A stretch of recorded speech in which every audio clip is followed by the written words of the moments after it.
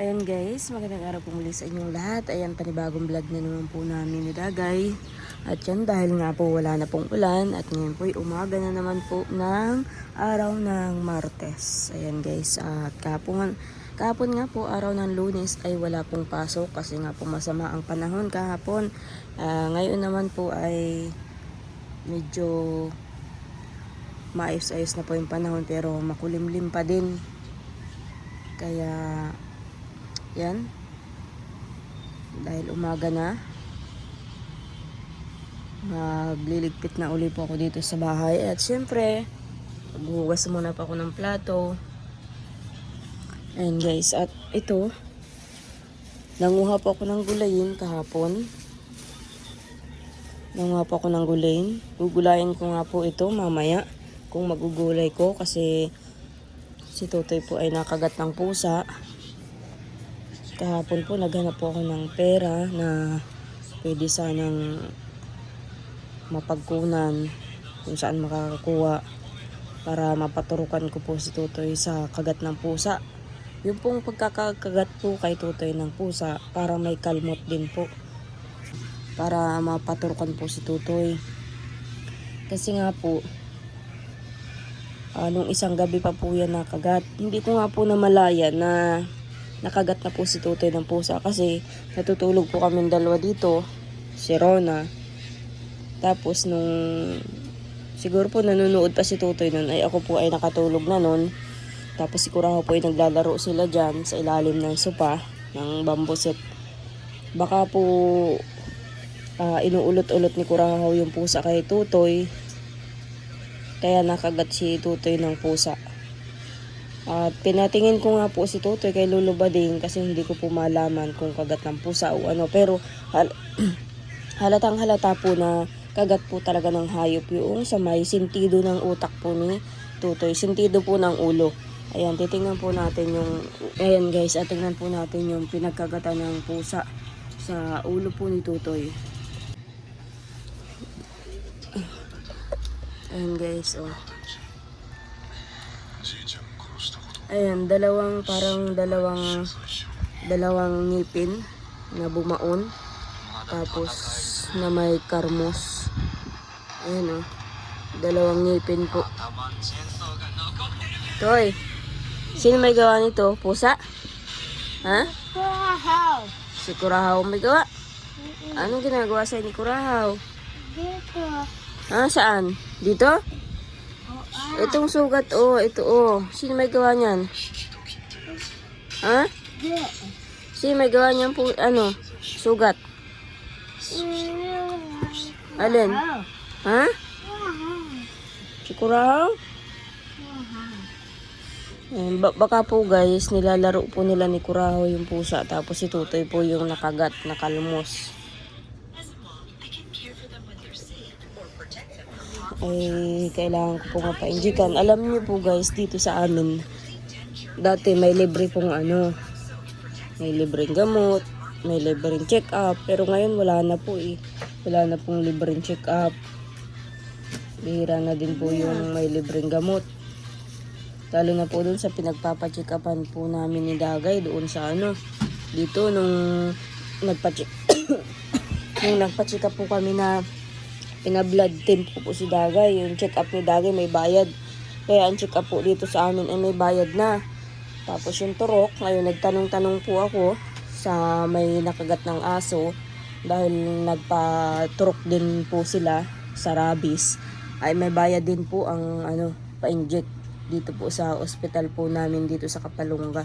Pero kapag halimbawa po nauubusan po ng pang-inject sa rabies, ay itataboy ka po ng malayo. Pag hindi po sa Talubatib, sa Labo o kaya sa Daet, tataboy ka po nila kapag wala po silang pang-inject dito sa Kapalungga. Kaya sana nga po kahit na may bayad dito sa Kapalungga ay meron silang pang-inject kasi mahirap din po magbiyahe papunta sa malayo para magpa-inject sa rabies. At saka po may bayad. Kahapon ko pa nga sana po tinry na painjikan si Totoy kasi naghanap pa po ako ng at may bayad nga po. Ngayon Ang sabi naman po sa akin nung nakaranas na magpa-inject po dito sa Kapalongga. Ang sabi po sa akin, may schedule lang ng araw. Pag hindi daw po araw ng Martes, araw ng Biyernes, yan lang daw po ang schedule ng pagpapaturok sa rabies. Sa mga animal bite. Ngayon po Martes. Kaya yan, magliligpit na muna po ako at pagkatapos ko pong at si Dagay po itulog pa, nasa kwarto pa po siya.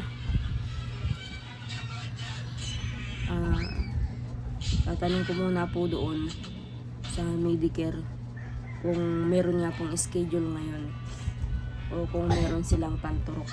Kaya nga po ang sabi po sa akin nung nagpaturok, 3 beses daw po tuturukan ito. Ini-schedule naman po. Okay guys, maghugas pa ako ng plato. 3 beses tuturukan. Kaya kada turok po may bayad. Kaya yan. Yan po ang nga po alam, sabi ko nga po nagkakaroon pa ng ganitong pagkakataon kung kailan wala naman po akong trabaho.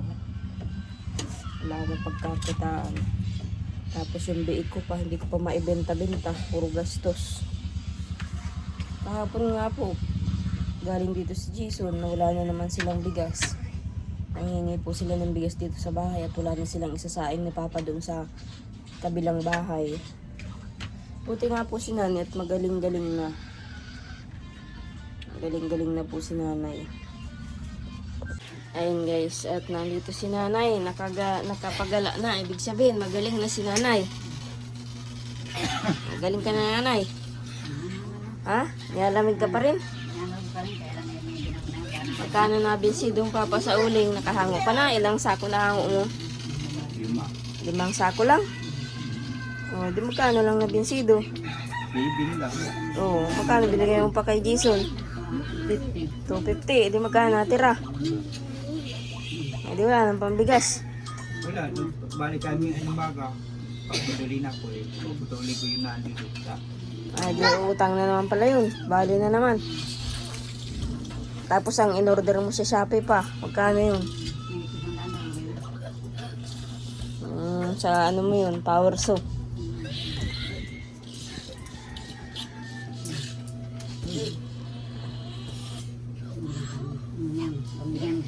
Ayan, sa Shopee. 17 bagaro.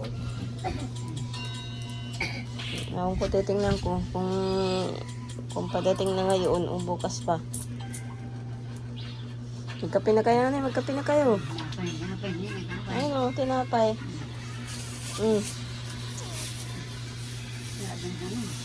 Palaman o.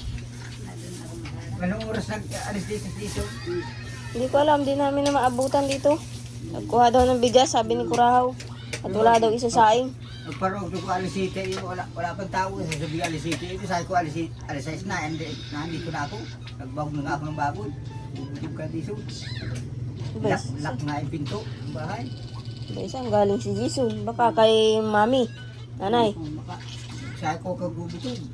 Binara ka lang niya, 5. Ayan guys, ngayon po ay maghuhugas na muna po ako ng plato bago po ako magpunta po sa Medicare. At syempre pagkatapos ko po maghugas ay magsasaing na muna po ako para po kahit po ako tanghaliin ay mayroon na pong sinaing. At syempre pupuntahan ko muna rin po si Ate Ijen para may kasama po dito si Dagay at si Dagay po ngayon ay tulog pa. Kaya pagkahugas ko po ng plato ay puntahan ko muna po si Ate Ijen.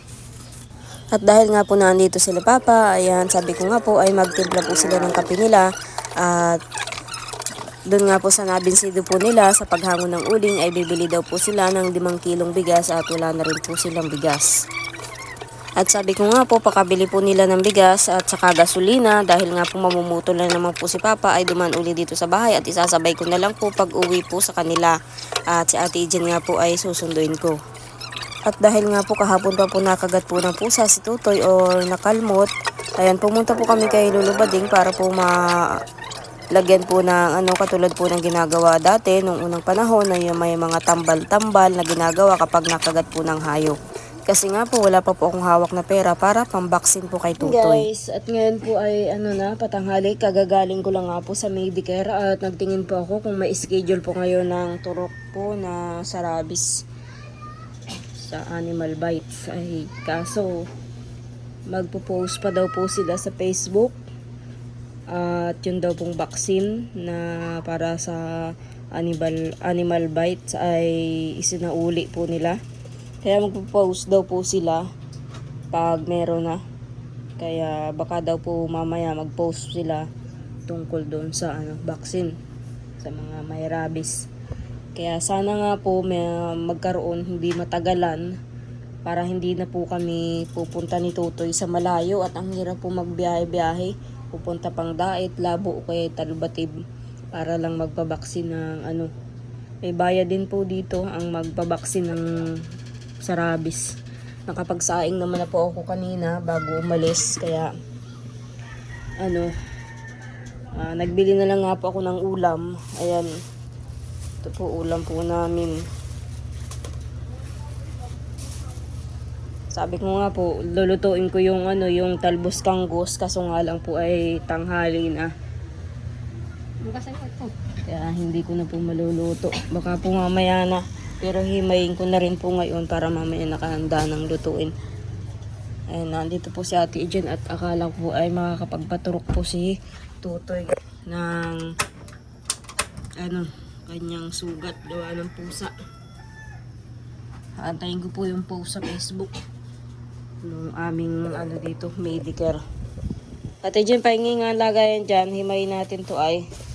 At mamaya lulutuin natin. Kagataan. Wala nga palang nyug. May nyug sa inyo, Ate Jen? May nyug, wala. Ang dala ni nanay ulam kanina. Huwag po.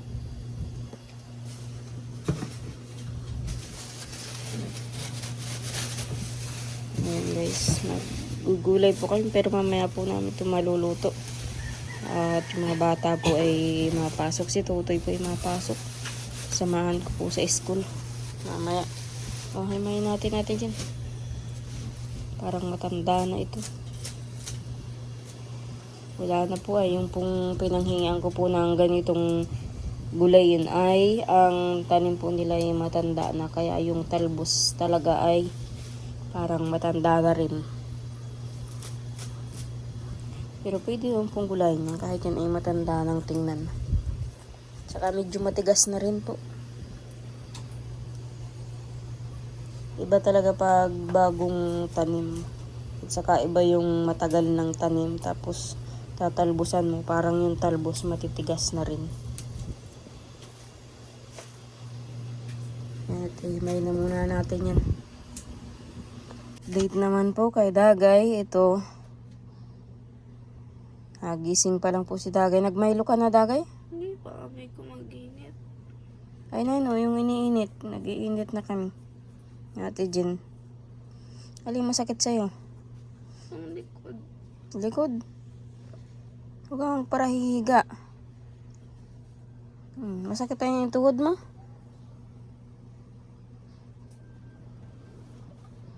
Ito, makapagligpit na dyan sa higaan mo.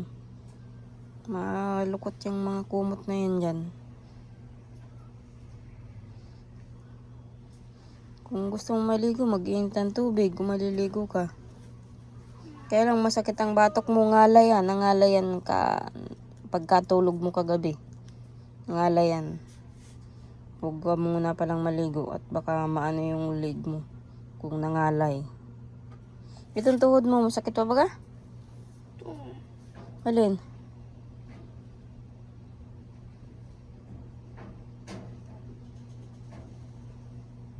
Masakit pa yung kabila. Ito, hindi naman Yun lang. Ba't di na naigi ang iyong tuhod na yun? Pag uumaga lang, pero pag halimbawa patanghali na, nag-uukay-ukay naman. Pag uumaga lang, pagigising. Katulad baga kahapon, nakalakad-lakad kahapon.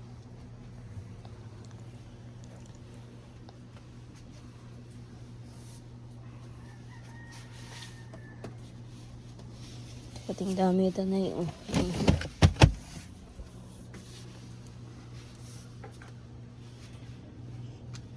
Tayo ka na. Doon ka na sa bangko. Nang hindi nangangalay yung bakot batok.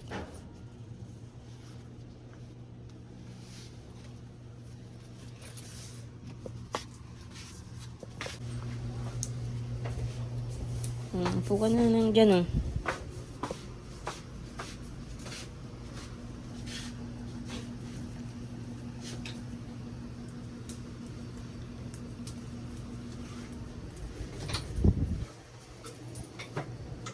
Pagkakulo ng init ay mag-Milo.